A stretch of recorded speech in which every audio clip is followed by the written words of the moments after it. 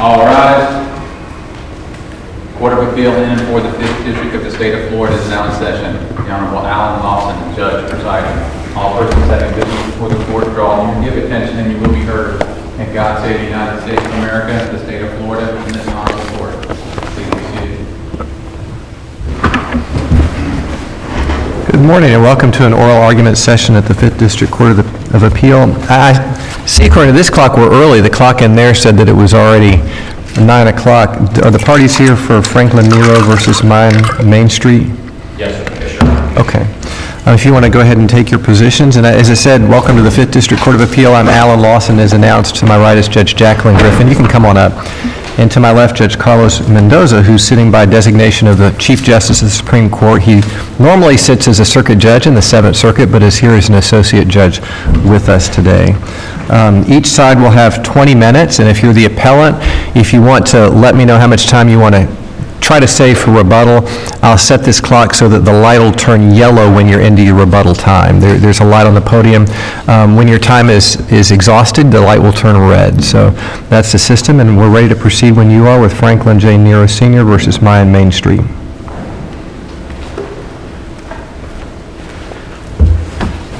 Thank you. My name is Franklin J. NERO, pro se, representing myself. This is a title rescission case heard in the lower court. This is a case where the NEROs rescinded the mortgage. The mortgage was accepted, or rescinded and accepted by MAI Main Street in April and May of '08. After that point, after MAI accepted and stated they would accept the rescission, they sent an agreement basically how the numbers would work out. In any rescission, the numbers have to be agreed upon by the parties. Title rescission is a non-judicial matter. It's between the two parties. In this instance, they sent us an agreement saying, we recognize your right to rescind, we'll honor your rescission request. We agreed with that. That's where it went.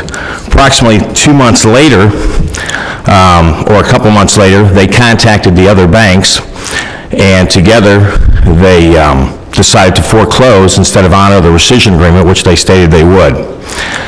At that point, they filed a foreclosure, which under rescission is precluded because you have no security agreement and no lien. It's all been voided by the rescission. This is an appeal based on standard of review de novo and abuse of discretion. In this case, the NEROs never sued for rescission. We sued for failing to honor a rescission that was properly executed and accepted by MAYAN Main Street.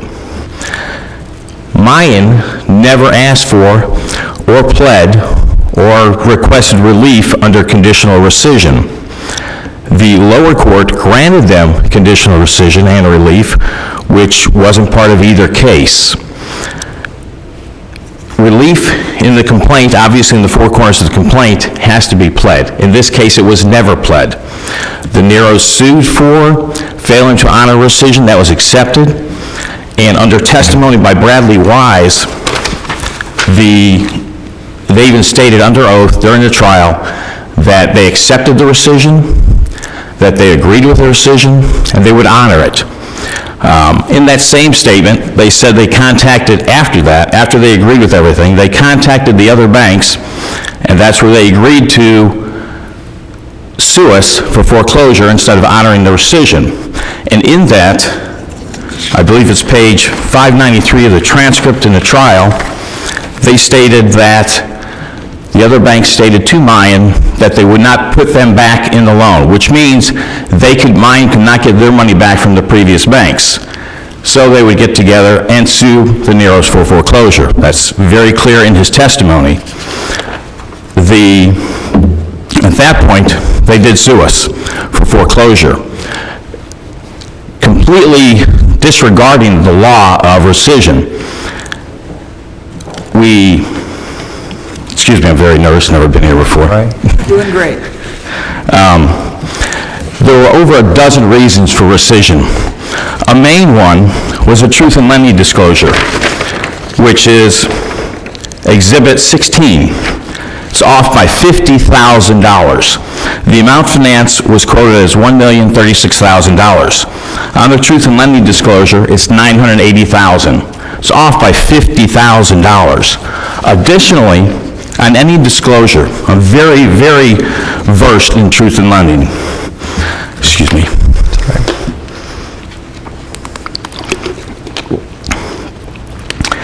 On this disclosure, it has an adjustment period for simple interest or for interest only and principal. It determines it after 5 years it becomes principal and interest. Every 6 months the interest can be adjusted up or down. On the disclosure, it has to show that. On this disclosure form, it has to show 15 separate payment terms, from the max to the minimum of the payment that can be adjusted. This has 3 adjustment periods. That is 12 off.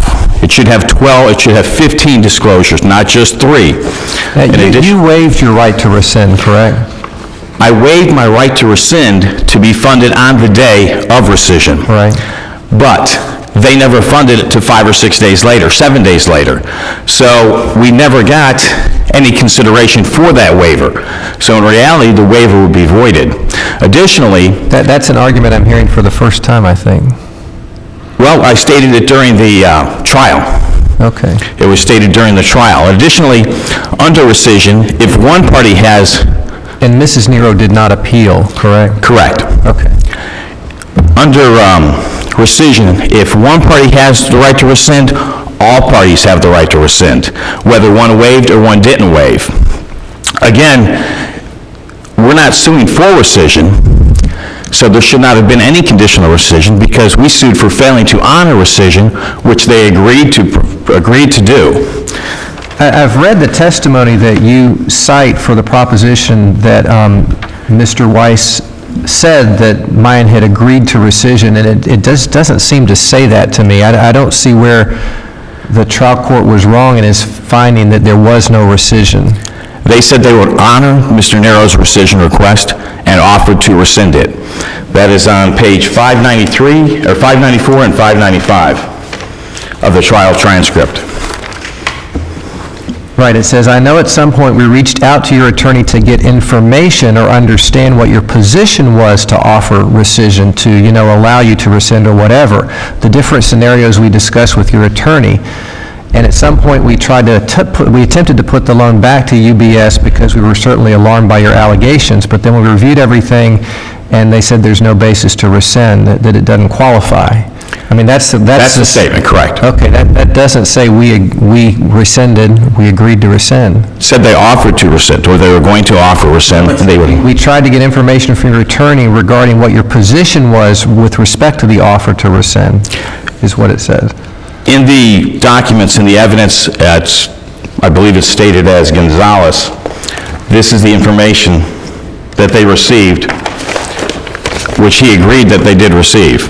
This document requests rescission and all the terms of rescission, which is just rescission.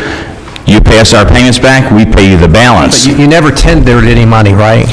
No, under rescission, you don't have to tender the money, you have to offer to tender. It cannot be the law that all I have to do is say, I want to rescind, and then there's no more mortgage. That's the end of it. That's just not the law. Well, there are 3 steps to rescission.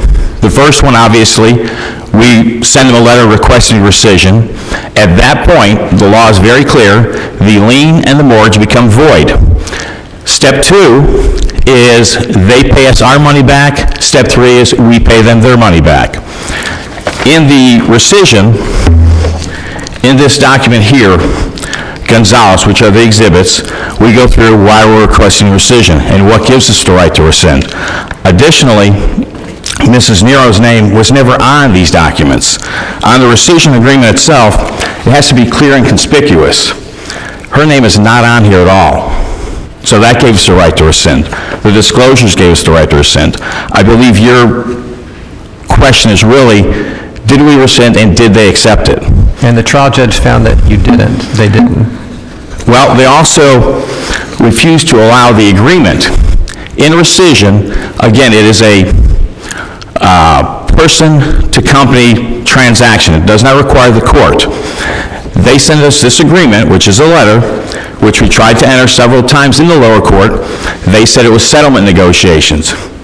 This is not settlement negotiations. This is basically agreeing to rescission. It basically states how they perceive rescission to be agreed. This is Exhibit J1 through J3. Additionally, in Mayan's motion to dismiss, dated April 26, 2000... That says, if your client is willing to resolve this matter with my client recognizing his rescission request or other concession, then my client is willing to resolve this matter. He's willing to discuss alternative methods of resolution. That sounds exactly like a settlement letter. This is how we're willing to resolve the case. We're willing to talk about this. That's classic settlement language. That would be if you were suing for it, but rescission is given to us by law. Rescission by law, if they violate the disclosures, we have the right to rescind. This letter, if you read the statute, says there are letters going back and forth from the lender to the borrower stating to work out the numbers. If there's a disagreement, they could ask for a judicial declaratory decision. In this case, they did not. They just sued. We rescinded this mortgage in 2007, 5 or 6 times. We also sent a letter stating we offer to pay you off. Tell us the amount we owe, we'll overnight you or wire you the money.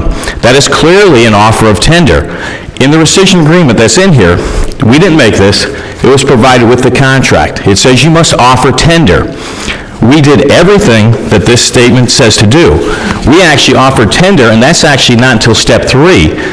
We didn't know what they were going to do or when they were going to pay us our money, so we figured, well, let's just go ahead and offer tender, even though they haven't done their part of the transaction, which is step 2, giving our money back first.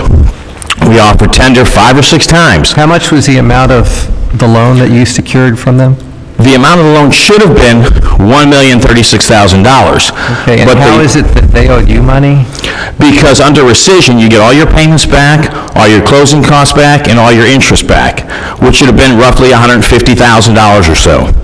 Plus, on the HUD, they were supposed to pay off $67,746, but as you can see in their counterclaims for equitable lien, they knew they only paid $518 to one mortgage and $59 to the other mortgage, which was off by about $40,000 of missing money.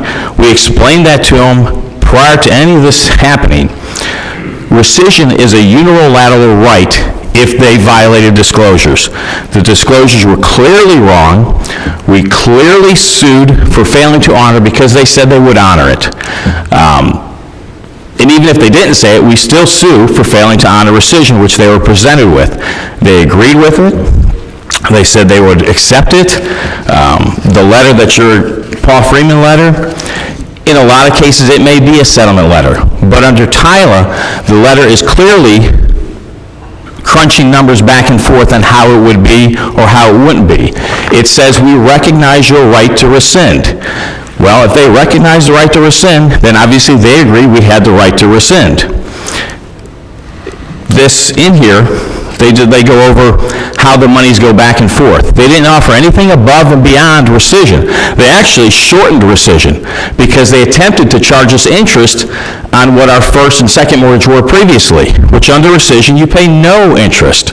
All the interest is paid back. So this was their way of negotiating it. Now, they could have clearly asked for conditional rescission in 2008, not 5 or 6 years later. And they never asked for it to begin with. The court, out of the goodness of her heart, granted them conditional rescission, but at no time did they plead for conditional rescission. At no time did they ask for a modification of rescission. Even under what the judge ruled for conditional rescission, she clearly only modified step 2 and 3, never step 1, the automatic voiding of the security agreement. All the cases they've cited support us.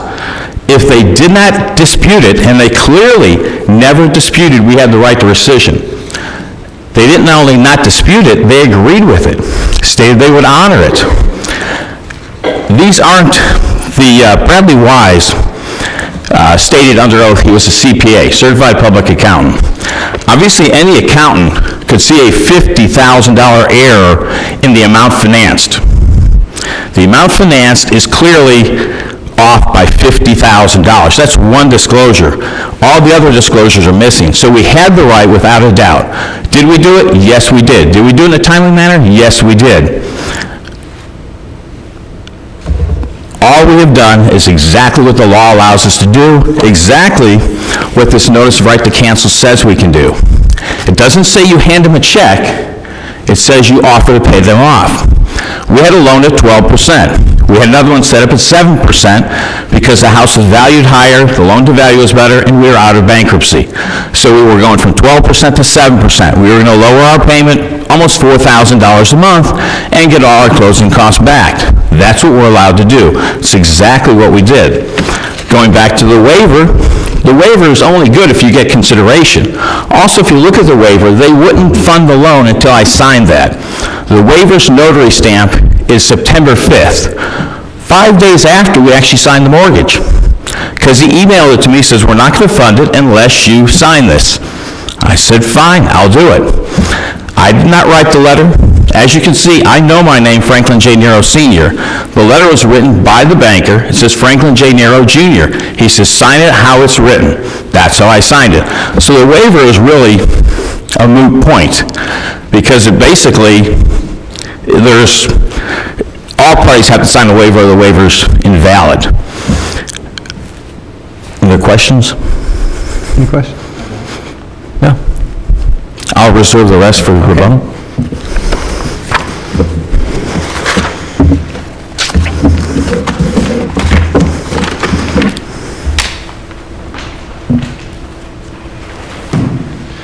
Good morning, Your Honors. Eric Reed on behalf of the appellee, MAYAN Main Street Investors 1 LLC.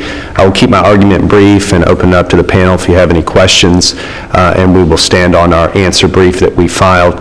Obviously, the crux that Mr. Nero of their case is the rescission claim that they believe that they properly rescinded. Judge Lawson, you mentioned the point about if you didn't tender, then do I need to satisfy your mortgage as a lender?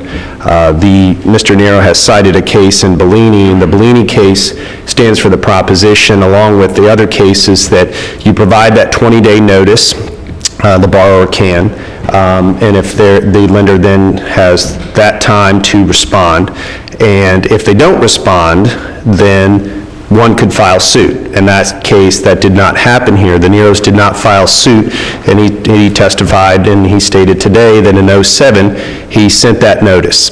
And then in 2011, 4 years later, he filed a claim for rescission. There's never been a offer of tender, actually delivering the money or a wire of the funds. There's a plethora of cases that deal with that, including the Williams case that both parties cite, including the lower court when Judge Munyon entered the order of conditional rescission that cites in the Williams v. Homestead case, first that the court has the ability to order conditional rescission. And we have kind of two things here, is we have what the court ordered, and Mr. Nero even said out of the goodness of the court's heart, they ordered conditional rescission. Well, I think that was for the benefit of really Mrs. Nero, and as the court mentioned earlier today, Mrs. Nero is not appealing this case, but the order was that they could rescind their mortgage and pay the funds. They did not do that. And that's essentially what it appears from their brief, and since back when this case was filed, what they wanted to do was to rescind their mortgage, and yet they've not done that. In terms of one of the critical issues is the tender, giving the money to the lender in exchange for a satisfaction of the mortgage. The cases that we cite in the brief, the Arania versus Bank of America case and the Ripota versus Amersco case, one was out of Illinois and the second one was out of Hawaii, and both of those cases stand for the proposition that that you must tender the money, and even some of the courts said if they don't have the ability to tender or deliver the money, then the court is not going to allow for the rescission. So there are certainly cases that deal with that. In the Bellini case that I mentioned, it references the Large versus Canseco case, and this is a First Circuit U.S. case. Rescission only occurs when the parties agreed to it. And that goes back to the point that when Mr. NERO said that they sent their notice, that the bank failed to respond, therefore their mortgage is satisfied and they don't have to pay anything. And that certainly goes back to the beginning of this and their claim that we've stopped paying on our $1 million Bay Hill mortgage where we live. We haven't paid since 2007. And you know what, MAYAN Main Street, your mortgage is gone. We don't owe you anything. Certainly that does not sound equitable. In terms of, and I'll briefly address the evidentiary rulings, they were not objected to during the trial of what is now being alleged that the lower court did wrong. There were no fundamental errors in those rulings. And in addition, any of the claims that were dismissed or directed verdict, there's been no legal argument within the brief or the reply that would state otherwise, and certainly claims for attorney's fees and punitive damages. And in conclusion, the NEROs have not presented on appeal any argument or valid sufficient argument that would, I think, allow this court to find what the lower court might have done wrong in terms of admitting evidence or not admitting certain evidence. There was certainly substantial, competent substantial evidence to support their ruling, and in terms of the rescission, we have no standing by Mrs. NERO since she has not appealed it, and as the court addressed, there was certainly the admission in the case, in the testimony, that Mr. NERO waived his right to rescind the loan, so that certainly takes out any claim that he might have to rescission. And finally, any of the other preliminary points and claims that have been raised in the brief. Again, the lower court's ruling was certainly legally correct, and in our position, we would request that this court affirm the final judgment of foreclosure and the order of conditional rescission. Thank you for your time today, and I'll certainly open to any questions the court may have. Okay, thank you very much. Thank you. Thank you, Your Honor. Can I just ask one Yes, question? Your Honor. Was there ever any dispute over the $915,000 number that the court awarded? I don't believe there was ever any dispute of the record when the court made their determination after factoring out any other additional fees, getting it down to that base number, and then allow for the NEROs the time to rescind, pay the bank, and a satisfaction of the mortgage. Just a quick question. There was an assertion by Mr. NERO that there was an attempt at some point to tender. Do you dispute that factual representation by Mr. NERO? Yes, Your Honor. There's never, at least to my knowledge, and I was part of the trial, is that there was never any testimony or evidence or even anything before that there was actually a physical tendering of the funds or something more than a letter that said, we offer tender. Thank you, Your Honors. Thank you very much. Further questions?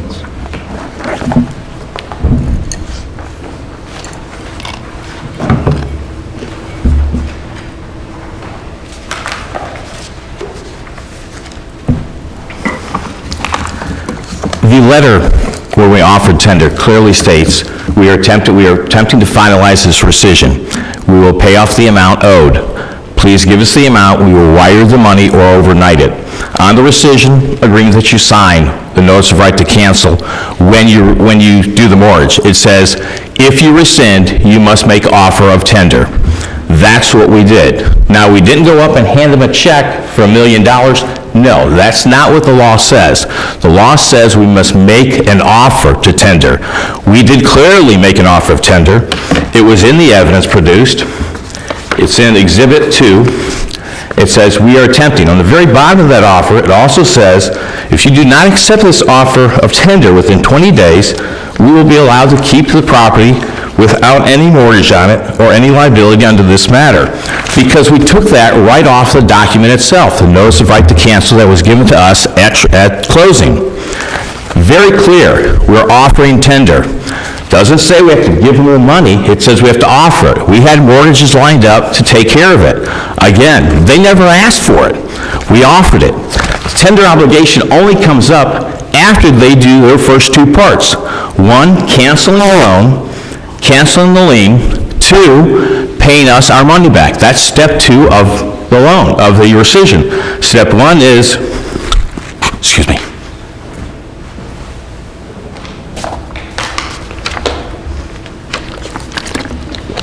Step 1 is the automatic voiding of the lien. Step 2 is the lender refunds us our money. Step 3 is we offer tender. We did step 3, they never did step 2. So in all regards, we were never required to offer tender. That's not part of the law unless they do their first 2 steps. We did because we were being proactive. This is a precedent-setting case where the borrower did exactly what they were supposed to do. We had over a dozen reasons to rescind. We did. We offered tender. We did. We tried over and over. They never once asked for conditional rescission. They didn't plead it. They didn't request relief of conditional rescission. Basically, the condition was that you pay the money, right? Correct. Conditional rescission. That's what the order says. But under rescission, how do you grant relief when they didn't ask for it? They didn't ask for conditional rescission. The judge can condition a rescission on any, Yes. place any conditions that are equitably appropriate or some language like that, right? If it was disputed. In this case, it was never The disputed. condition was that you actually pay the money. Correct. And I'm just, But we didn't sue for rescission. I'm wondering how you think you were harmed if you stopped paying when you sent your letter, and then the judge says, okay, just pay him the money and it'll be 6 years rescinded. later, sir. 6 years later. What loan would be locked in for 6 years?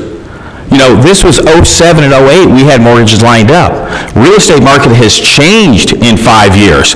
How is it equitable for us to have to come up with $1 million loan when... The statute says you can sue within after 20 days if there's no response to your letter, and if that time was important to you, why didn't you? We did.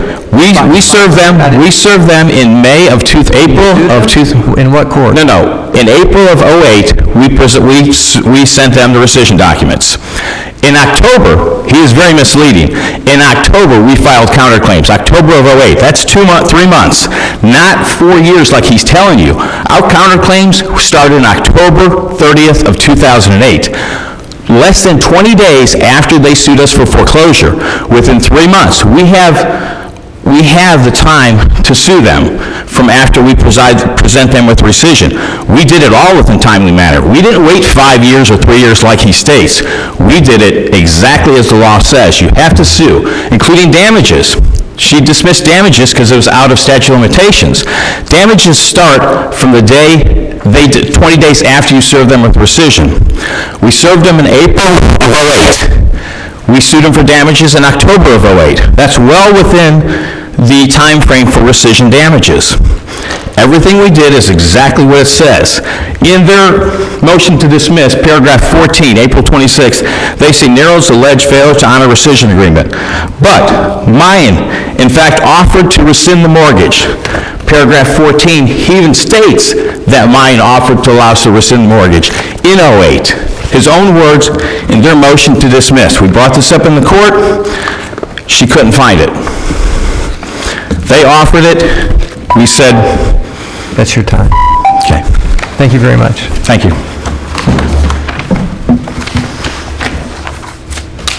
Okay, the next